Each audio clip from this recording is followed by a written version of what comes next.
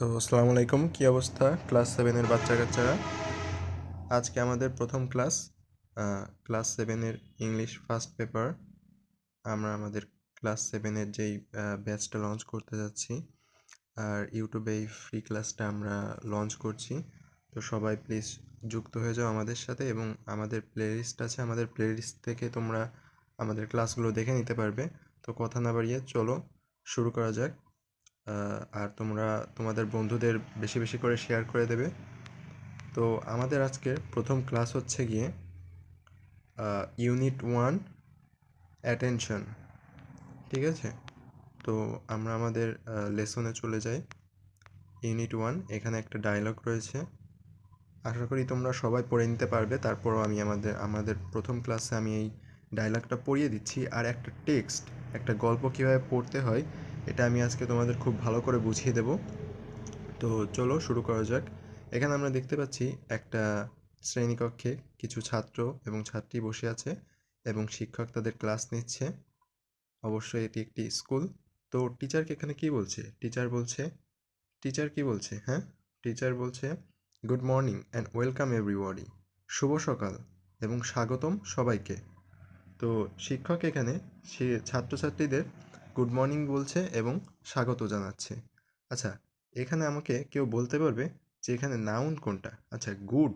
এখানে গুড, এই গুডটা কোন পার্টস অফ স্পিচ? তারপর হচ্ছে এখানে এভরিবডি কোন পার্টস অফ স্পিচ? আচ্ছা, আমি বলি, এখানে গুড হচ্ছে গিয়ে অ্যাডজেক্টিভ। কারণ কি, এখানে মর্নিং, মর্নিং একটা নাউন, আর আমরা জানি যখন একটা নাউন বা প্রোনাউনকে মডিফাই করে সে হয়ে যায় কি অ্যাডজেক্টিভ। তো এখানে গুড একটা অ্যাডজেক্টিভ। তারপর এখানে এভরিবডি, এভরিবডি এখানে কি নির্দেশ করছে? এভরিবডি অর্থাৎ সকলকে, তাই না? তাহলে এখানে এভরিবডি কিন্তু একটা প্রোনাউনকে নির্দেশ করছে।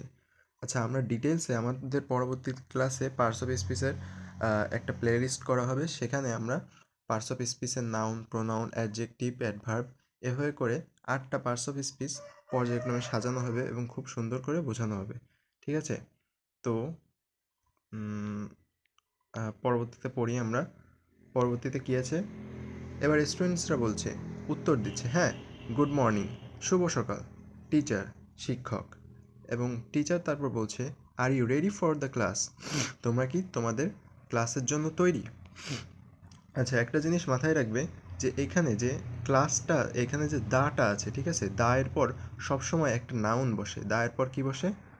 দা এর পর দা প্লাস নাউন। ঠিক আছে, দা প্লাস নাউন, অর্থাৎ দা এর পর সবসময় একটা নাউন বসে। আর যদি দা এর পর নাউন না বসে, মাঝখানে একটা ফাঁকা জায়গা থাকে, মাঝখানে কি একটা ফাঁকা জায়গা থাকে, ওইখানে নাউনের আগে যেই ওয়ার্ডটা বসবে ওইটা অলওয়েজ একটা অ্যাডজেক্টিভ হবে। তো আশা করি সবাই মনে রাখবে কথাটা। এরকমের কিছু ছোট ছোট জিনিস একটু নোট করে নেবে সবাই। আশা করি খাতা কলম নিয়ে সাথে নিয়ে বসেছো। তারপরে পড়ি আমরা। Students, yes teacher. হ্যাঁ, অবশ্যই শিক্ষক। তারপরে টিচার বলছে, have you got your new books?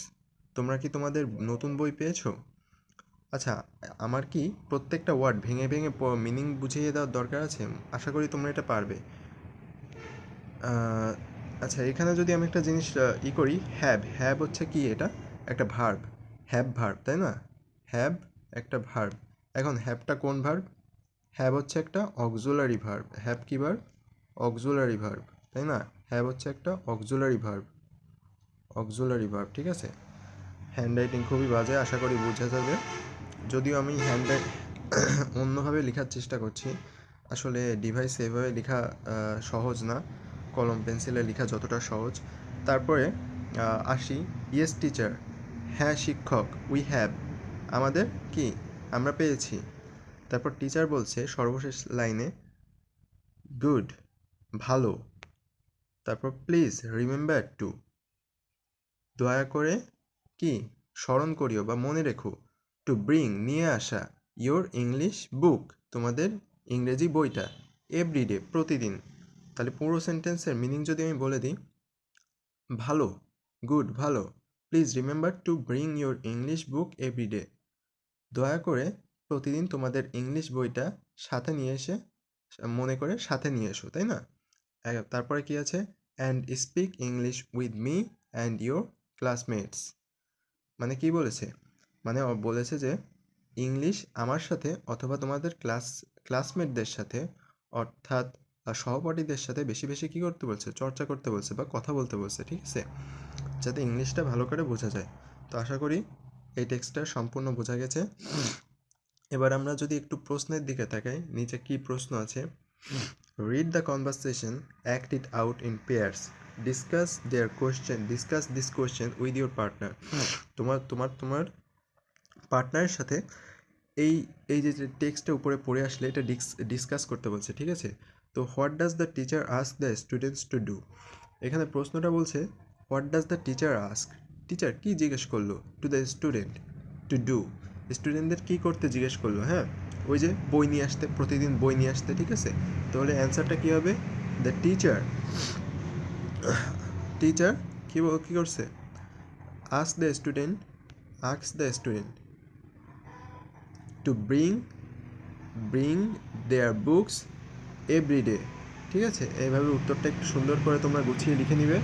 তারপরে যদি আসি, নাও অ্যান্সার দিস কোয়েশ্চেন, আশা করি এই অ্যান্সারগুলোর কোশ্চেনের উত্তর তোমরা সহজে টেক্সট পড়ে পড়ে বুঝে বুঝে উত্তর করতে পারবে। তো আমি একটু সামনের দিকে যদি যাই, যে সামনের দিকে কী আছে, সামনের দিকে আরেকটা ডায়লগ আছে, এই ডায়লগটা পড়ে নিচের যে এগুলো আছে, নিচের যে শূন্যস্থানগুলো আছে, এই শূন্যস্থানগুলো সুইটেবল ওয়ার্ডস দ্বারা পূরণ করতে হবে, ঠিক আছে। তোমরা একটু চেষ্টা করবে, তোমরা যদি চেষ্টা করো তাহলে আশা করি পারবে, আর যদি না পারো সমস্যা নেই, লার্ন উইথ অর্ণব চ্যানেলে তোমরা সাথে থাকবে, ঠিক আছে। আমি পরবর্তীতে এই পেজটা সম্পর্কে ডিটেলসে পড়িয়ে দেবো।